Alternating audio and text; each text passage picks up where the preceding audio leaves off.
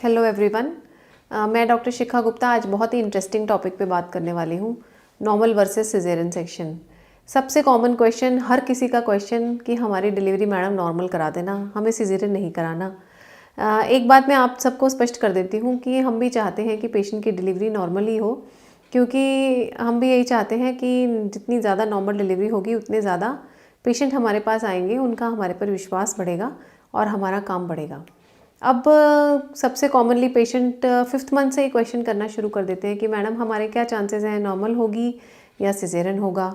ये चीज़ें जनरली एक नॉर्मल प्रेगनेंसी के अंदर शुरू से कहना संभव नहीं है। जो एक नॉर्मल प्रेगनेंसी है जिसमें माँ को कोई कॉम्प्लिकेटिंग फैक्टर नहीं है और बच्चा भी एकदम सही ग्रो कर रहा है, कोई दिक्कत नहीं है, तो उन केसेस में हम यही कहेंगे कि आपके नॉर्मल डिलीवरी के चांसेस ही ज़्यादा हैं।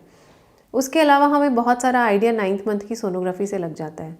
जो डिलीवरी से 2 या 3 हफ्ते पहले एक सोनोग्राफी होती है, उससे हमें बच्चे का वज़न, बच्चा उल्टा है या सीधा है, बच्चे के आसपास पानी कैसा है, ये सब चीज़ों का पता चलता है। तो उससे हमें एक अंदाज़ा हो जाता है कि पेशेंट के नॉर्मल डिलीवरी होने के क्या चांसेस हैं।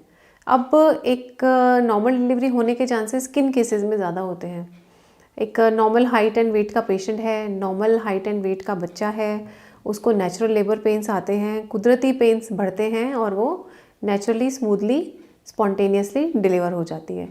अब जैसे अगर अपन देखें 10 पेशेंट्स जिनका जो नॉर्मल डिलीवरी के लिए हॉस्पिटल में एडमिट होते हैं, तो उनमें से अराउंड 70-75% पेशेंट की नॉर्मल डिलीवरी होती है और 25-30% का सिजेरियन करना पड़ जाता है।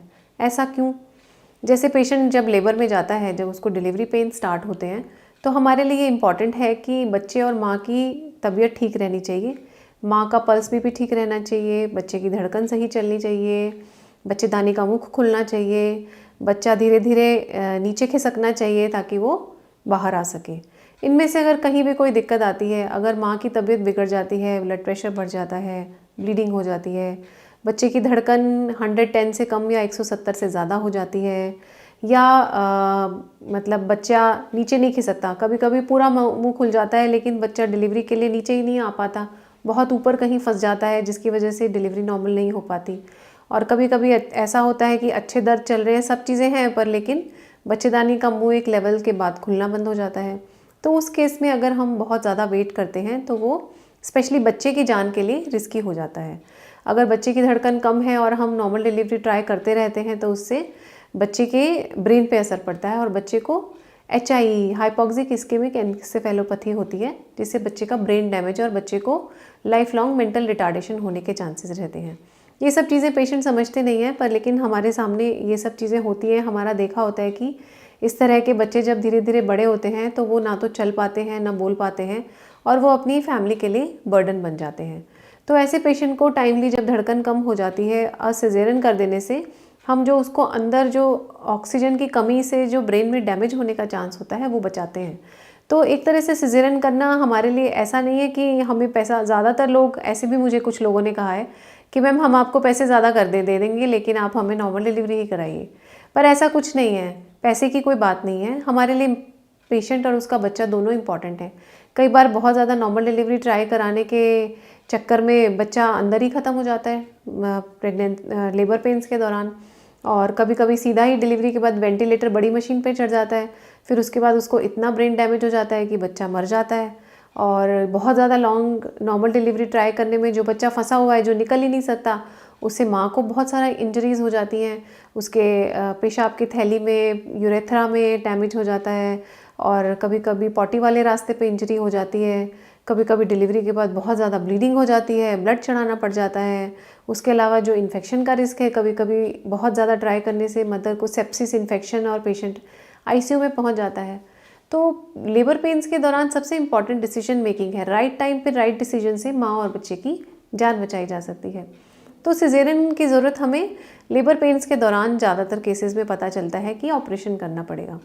कुछ केसेस जिनमें प्रेगनेंसी के दौरान सिजेरियन का होना है कि नहीं पता चलता है, वो है जैसे ट्विन प्रेगनेंसी।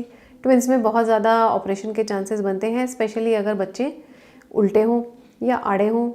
उसके अलावा अगर सिंगल बच्चा भी है तो भी अगर बच्चा उल्टा होता है या आड़ा होता है तो सिजेरियन के चांसेस होते हैं। अगर बच्चे के आसपास पानी बिल्कुल सूख गया है तो ऑपरेशन कराना सेफ़ होता है, क्योंकि नॉर्मल डिलीवरी कराने से बच्चे की धड़कन कम होती है, बच्चे को फिर वही हाइपोक्सिक इंजरी होती है। अगर बच्चे के ग्रोथ में कमी है, बच्चा बहुत कमज़ोर है, 2.56 kg का होना चाहिए और बच्चा तो 1.5 kg का है, और बच्चे को ब्लड सप्लाई बंद हो गई या कम हो गई है, तब भी हम पेशेंट का सिजेरियन करते हैं, जिसे हम IUGR कहते हैं। उसके अलावा अगर मदर के पेल्विस में जगह कम है, या मदर का ब्लड प्रेशर बहुत ज़्यादा बढ़ जाता है, या मदर को ऐसे कुछ मेडिकल डिसऑर्डर्स हैं जिसके अंदर नॉर्मल डिलीवरी कराना मदर की जान के लिए खतरा है, तो उनका सब केसेस में हमें सिजेरियन कराने की ज़रूरत पड़ सकती है। तो आपको जब भी सिजेरियन की सलाह दी जाती है तो आप उस बात को ध्यान से समझिए और उसके लॉन्ग टर्म आउटकम्स के बारे में सोचिए, rather than directly blaming the doctor कि डॉक्टर पैसा बनाने के लिए ऑपरेशन करना चाहते हैं। ज़्यादातर केसेस में सिजेरियन इसीलिए किया जाता है क्योंकि वो माँ या बच्चे की जान को बचाने के लिए ज़रूरी होता है। Thank you.